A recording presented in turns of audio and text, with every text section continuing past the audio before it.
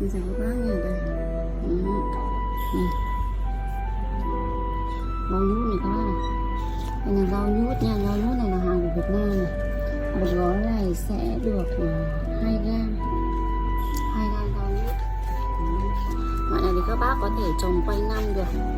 Đây là hàng xuất xứ của Việt Nam nha. Các bác trồng quanh năm được. Cái thời gian thu hoạch thì sẽ là sau 2 tháng thì các bác sẽ thu hoạch được nha.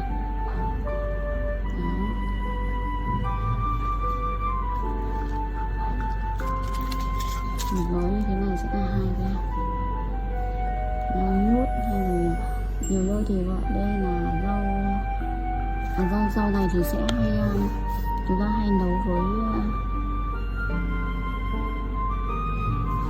với món vịt, đúng rồi, vịt om sấu thì chúng ta ra rau nhút vào. Rau nhút hay còn gọi là rau rút.